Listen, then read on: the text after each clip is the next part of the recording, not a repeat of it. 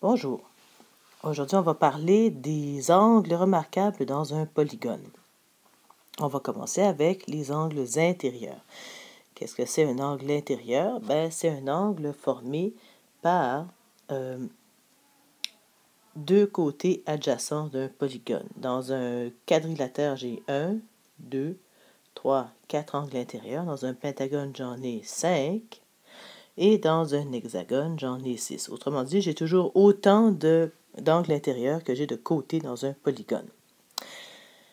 Pour étudier les angles intérieurs, vous avez remarqué que j'ai tracé 3 polygones. Qu'ils soient réguliers ou non, ça ne change rien. Donc, dans ces 3 polygones, si je m'intéresse aux angles intérieurs, ce que je vais faire, c'est que je vais tracer une diagonale, un sommet, qui part d'un des sommets, c'est-à-dire d'un des angles intérieurs.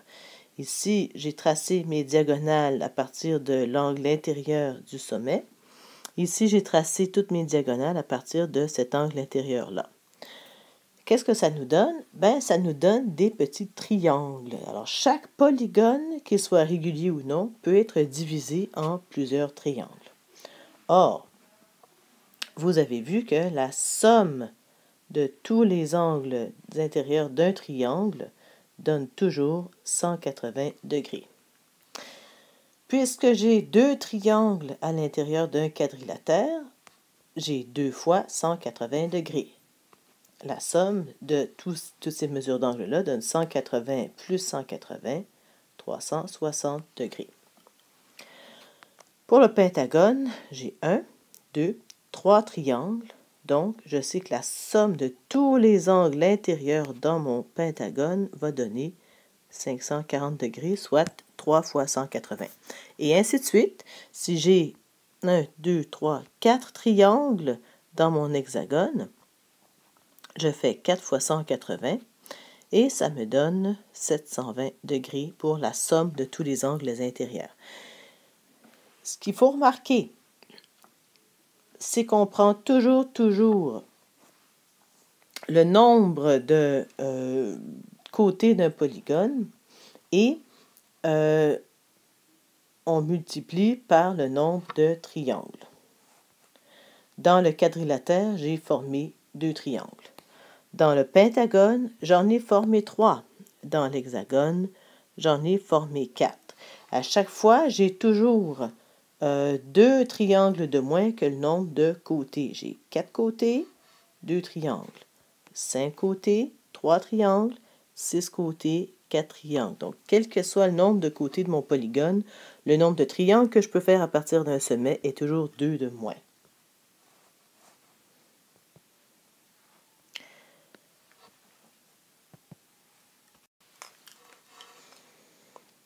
Alors, comme j'ai compris cette règle générale, je sais que pour un polygone à n côtés, j'aurai toujours 2 triangles de moins que le nombre de côtés, soit n-2.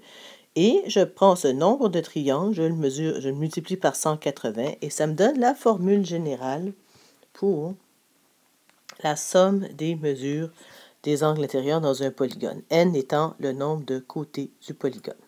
Voilà pour les angles intérieurs. Maintenant, on va parler des angles intérieurs et presque tout après des angles extérieurs parce qu'ils sont reliés, voyez-vous. On sait que l'angle extérieur est formé avec l'un des côtés du polygone et le prolongement du côté adjacent. On va tout de suite voir que l'angle extérieur et l'angle intérieur sont supplémentaires. Donc, l'angle extérieur, on va pouvoir le trouver en faisant 180 moins l'angle intérieur. Mais là, on revient aux angles intérieurs. On a vu que la somme de tous les angles était toujours n-2, le nombre de côtés moins 2, qui fait le nombre de triangles, fois 180 degrés. Comment trouver la mesure d'un seul angle intérieur dans un polygone régulier? Bien, tous ces angles-là, dans un polygone régulier, sont isométriques ou congrus. Donc, comme ils ont la même mesure, pour trouver la mesure d'un angle intérieur, on fait n-2 fois 180 divisé par n, le nombre d'angles ou de côtés. Alors, voilà pour la mesure de mon angle intérieur.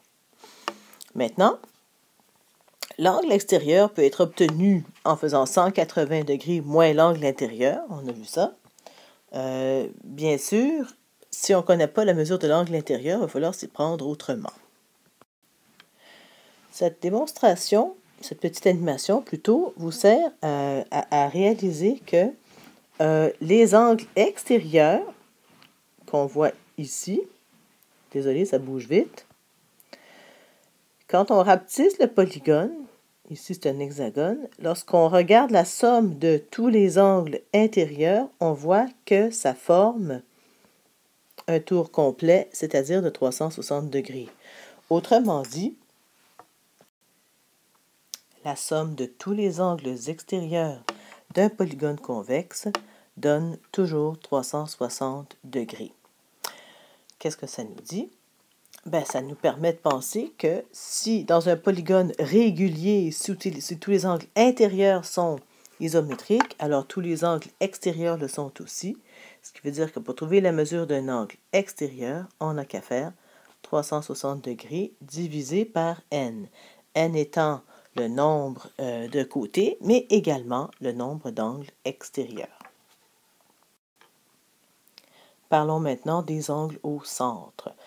Pour pouvoir étudier les angles au centre, il faut tracer toutes nos lignes à partir du centre. Ici, nos lignes représentent des rayons dans le cercle circonscrit, le cercle qui épouse la forme du polygone. On voit tout de suite que si notre polygone est régulier, tous nos angles au centre sont isométriques et que la somme de tous ces angles-là donne un tour complet, c'est-à-dire 360 degrés. Autrement dit, pour trouver la mesure d'un seul angle au centre, on fait 360 divisé par n, n étant le nombre de côtés, mais également d'angles au centre. Ça ne vous surprend pas, j'espère, de voir que c'est la même formule pour l'angle au centre et l'angle extérieur. En conclusion, voici les formules importantes pour les angles remarquables d'un polygone régulier. On a d'abord vu la mesure d'un angle au intérieur d'un polygone régulier, n étant le nombre de côtés, donc on trouve ça. Ensuite, on a vu les angles extérieurs, dont la formule est ici, et enfin les angles intérieurs. Voilà les trois formules importantes pour un polygone régulier. Voilà.